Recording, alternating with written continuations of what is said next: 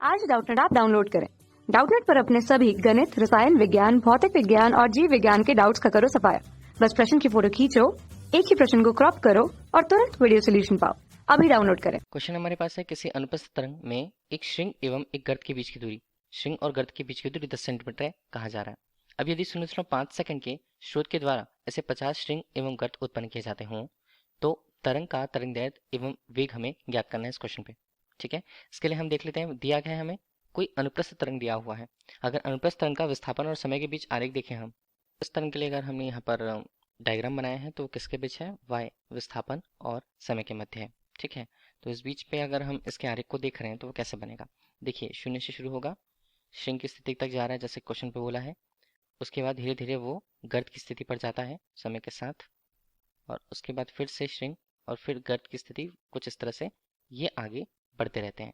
ठीक है, तो ये आरेख कुछ इस तरह से बनेगा। ठीक, अब इस बीच पर अगर हम देखें तो कण जो है कंपन करते हुए अधिकतम विस्थापन तक पहुंचते हैं। तो अधिकतम विस्थापन का मान अगर धनात्मक दिशा में हो तो उसे हम बोलेंगे कैपिटल ए के रूप में आयाम। ठीक है, और इस बीच ये हमारे पास स्थिति जो बनती है वो बनती है श्रृंग की स्थिति। इसी तरह जब वो न्यूनतम विस्थापन की स्थिति पर पहुंचता है तो वो होती है गर्त की स्थिति। ठीक है, तो ये बिंदु हमारे पास गर्त के रूप में है, एक श्रृंग एक गर्त। इसी तरह क्रमागत रूप से श्रृंग और गर्त चलते हुए जाते हैं। तो ये हमारे पास फिर से एक स्ट्रिंग मिला और इसके आगे हमें नीचे की तरफ फिर से गर्त मिलने वाला है।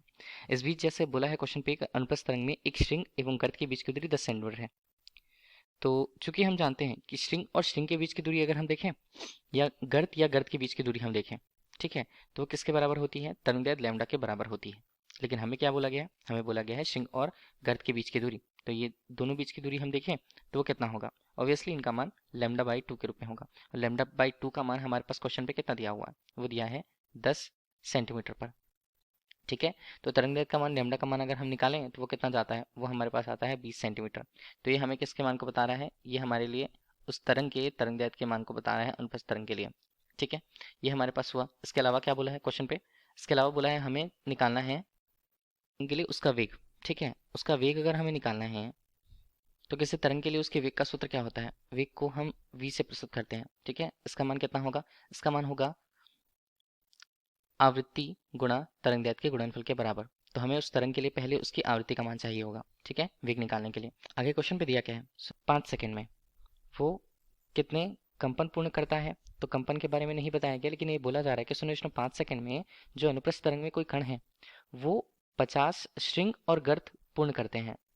ठीक है, 50 श्रृंग एवं गर्त को, तो श्रृंग और गर्त को मिलाकर के हम क्या बोलेंगे, कंपन कहेंगे। तो 50 कंपन पूर्ण करते हैं। ठीक है, 0.5 सेकंड में। तो हमें अगर आवृत्ति निकालनी है, आवृत्ति क्या बताएगा, आवृत्ति हमें प्रति सेकंड में कंपनों की संख्या को बताता है। तो प्रति सेकंड में कंपनों की संख्या अगर हमें देखनी है तो वो होगा क्या, कंपनों की संख्या है 50 और अगर प्रति सेकंड में हमें देखना है तो वो 0.5 सेकंड दिया हुआ है। इसको एक करना है हमें, तब हम प्रति सेकंड पर मान निकाल सकते हैं। तो न्यू का मान हमारे पास कितना आएगा, 50 से यहाँ पर 0.1 हटाया तो ऊपर एक शून्य और आ गया, नीचे बनता है 5 और वो बनता है प्रति सेकंड पर। इस तरह से न्यू का मान हमारे पास कितना आया, ये हमारे पास आता है 100 प्रति सेकंड। मतलब इसे क्या बोलेंगे, 100 कंपन प्रति सेकंड या 100 हर्ट्ज हम कह सकते हैं, क्योंकि प्रति सेकंड में मान प्रदर्शित है। तो यहाँ पर वी का मान अगर हमें निकालना है तो देखिए हमें आवृत्ति का मान मिल गया है, वो कितना है 100 कंपन प्रति सेकंड। ठीक है, और तरंगदैर्घ्य का मान हमने अभी निकाल रखा, वो कितना था 20। ये ध्यान दीजिएगा सेंटीमीटर में था, सेंटीमीटर से मीटर में कन्वर्ट कर लेते हैं। तो 100 यहाँ पर हमारे पास है, इसके अलावा अगर हम 0.20 कर दें तो ये मीटर पर आ जाएगा। ठीक है, मीटर पर आ जाता है तो हल करते हैं तो v का मान हमारे पास कितना आएगा, हल करने के बाद ये हमारे पास आएगा 20। ये किस में आता है, मीटर प्रति सेकंड पर। तो इस तरह से हमें उस अनुप्रस्थ तरंग के लिए उसका वेग भी मिल गया, वेग का मान कितना, 20 मीटर प्रति सेकंड। Thank you. कक्षा 6 से 12वीं से लेकर नीट, IIT, JEE वो एडवांस के लेवल तक 1 करोड़ से ज्यादा छात्रों का भरोसा। आज ही डाउनलोड करें डाउटनेट ऐप या व्हाट्सएप करें अपने सारे डाउट्स 8400 400 400 पर।